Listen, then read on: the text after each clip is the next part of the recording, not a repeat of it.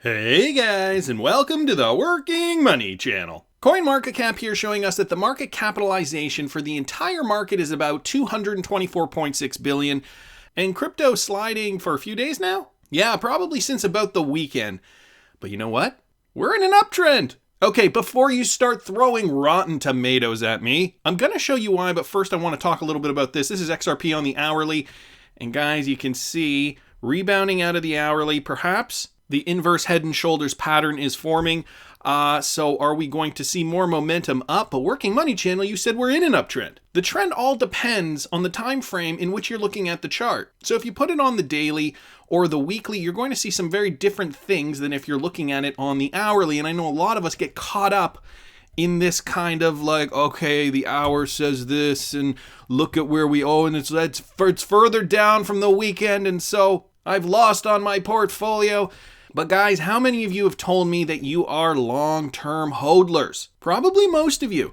If you're swing trading, you're maybe just doing it for some fun on the side. But ultimately, that big stash, you want to cash out when XRP hits single, double, triple digits, whatever that is. And so if you look at XRP on the weekly, for example, that high we made in mid-February, well, it's higher than former highs that we've seen in recent months, namely September, and this one was from October. So if you're looking at XRP on the monthly, that bullish run that we had at the beginning of the year is still seeing a higher trend up.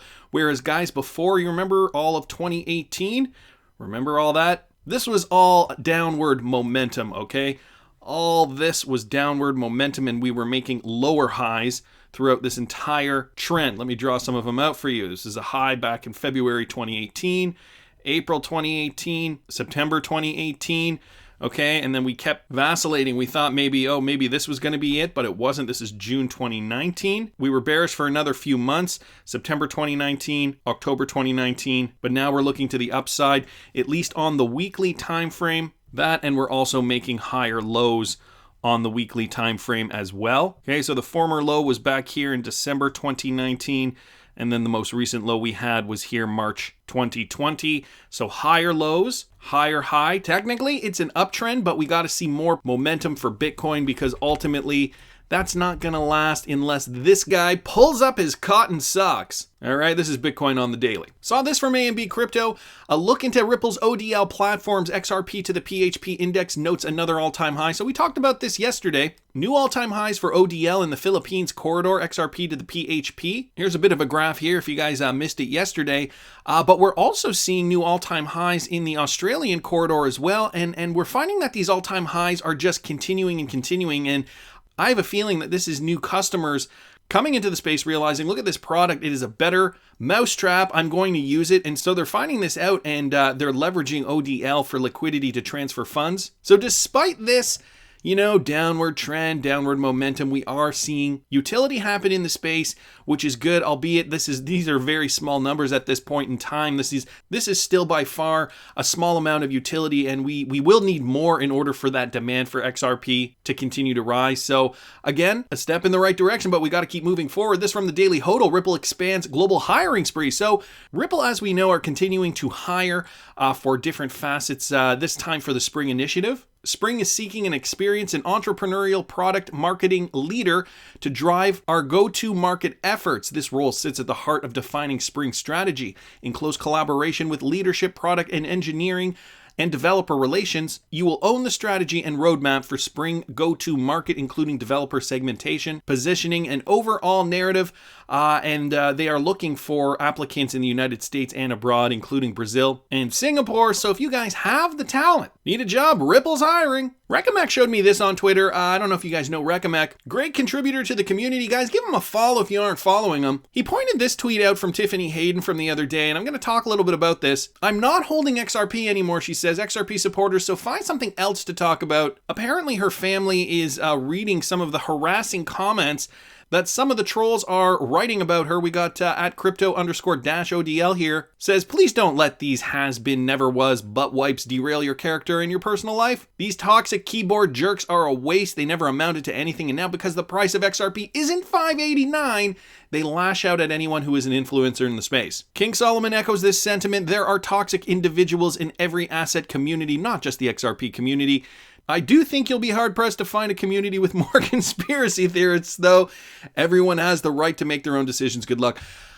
I don't know how I feel about this, to be honest with you guys. Mac Attack on Twitter here posting another article with regards to this, and the fact that Tiffany Hayden is so influential, she was such a supporter from the beginning, and the fact that she's coming out and saying that, you know what, I don't hold XRP anymore, leave me alone. Like this, here's a tweet here. I'm not holding XRP anymore, XRP supporters, so find something else to talk about. She elaborated down here. Wherever XRP supporters congregate, they have nothing better to do than talk poo about me, which my parents and children have the pleasure of reading. I'm done. Find somebody else to demonize and spend your life complaining about. So first of all, the fact that this is making news is kind of ridiculous. Good luck, Tiffany Hayden. I hope life finds you well. But this is the thing I've realized about the internet, is that if you have an opinion, or rather this, the stronger your opinions are about something, you have to have equally as thick skin, and I think I'll just leave it at that. Not saying the trolls are justified, because I get my fair share of trolls as well, and I know how this can be.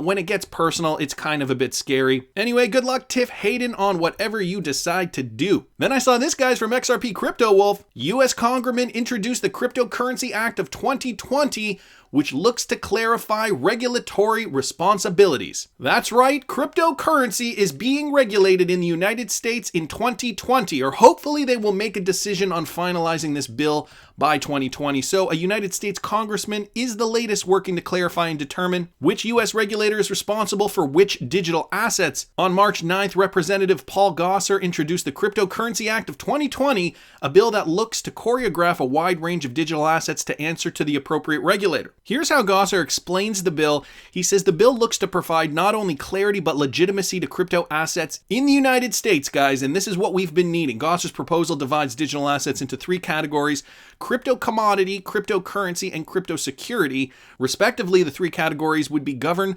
by the Commodity Futures Trading Commission, the CFTC, the Secretary of the Treasury via the Financial Crimes Enforcement Network, FinCEN, and the Security and Exchanges Commission, SEC. And so this was part of the problem with regard to cryptocurrency regulation. There are so many bodies that regulate certain things, and when you cannot define what a cryptocurrency is, and of course, all cryptocurrencies are different, you're not going to paint them with all the same brush. This is partially why I'm sure this is taking so long. They really needed to figure out what those cryptocurrencies are before they can regulate them. So I got XRP Ferguson here.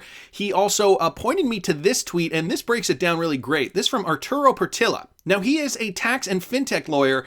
This is how he breaks it down. Congressman Paul Grossman introduced the Cryptocurrency Act of 2020. We know that. The proposal divides DAs into three main categories, and I just mentioned them a couple of minutes ago: crypto commodities, cryptocurrencies, and crypto securities. And he links the bill here. Guys, I will link this tweet in the description if you want to go over the bill. Number 2, crypto commodities are defined as goods or services, including derivatives, that A, have full or substantial fungibility, B, the markets treat with no regard as to who produced the goods, services, and C, rest on a blockchain or decentralized cryptographic ledger. 2, cryptocurrencies are defined as representations of USD or any synthetic derivatives therein, so stablecoins, for example, either based in algorithms, smart contracts, or collateral to stabilize against the USD. Crypto securities are defined as all debt and equity that rest on a blockchain or a DLT, excluding synthetic USD derivatives that A, are operated as and registered as an MSB, and B, are operated in compliance with applicable requirements of the Bank Secrecy Act. Let's continue down here.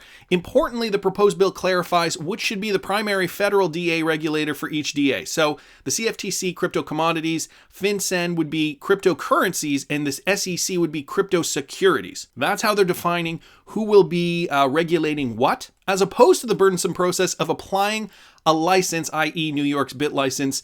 The bill proposes mere regulation obligations for those exchanges who offer either crypto commodities, currencies, or securities. Interestingly, the bill introduces a whole new crypto taxonomy to the space, which until now seems to be the most clear and straightforward ever proposed to the Congress. And here's what we've all been waiting for. The good news are, should this bill be approved, in my opinion, now remember Arturo Portilla, a fintech and tax lawyer, DAs such as XRP will be classified as crypto commodities, subject to the CFTC's supervision. This, since buying XRP clearly does not imply participation in any company's debt or equity, nor is XRP a synthetic US derivative. As opposed to the obtention of burdensome MSB licenses, the bill would allow USD stablecoins, etc., to operate only with the registration before the Secretary of Treasury.